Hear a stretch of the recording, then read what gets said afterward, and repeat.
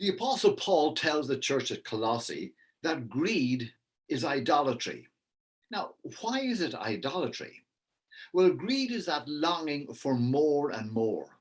Greed is never satisfied.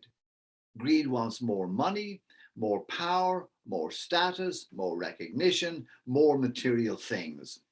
And very quickly, greed becomes an idol. It becomes a God that you serve. You submit your life to this God. And greed sets your agenda. It drives your life in pursuit of more and more. Now, let me tell you what lies behind the sin of greed. It is a dissatisfaction with God. No longer do you find satisfaction in God. No longer does God give meaning and purpose to your life. No longer are you thrilled by spending time in the Word of God, listening to the voice of the living God.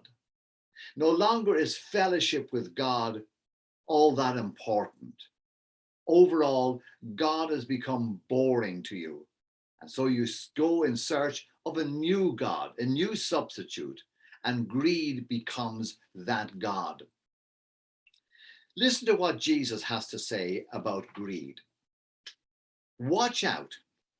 Be on your guard against all kinds of greed.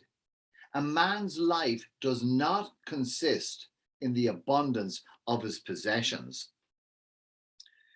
Greed can accumulate for you all that your heart desires, all the possessions that you desire.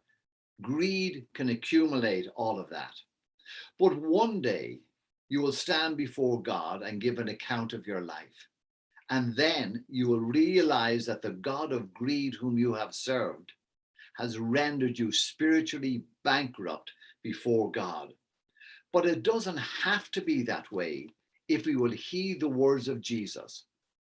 Watch out. Be on your guard against all kinds of greed, because a man's life does not consist in the abundance of his possessions. You see, you cannot be an idolater and also a follower of Jesus.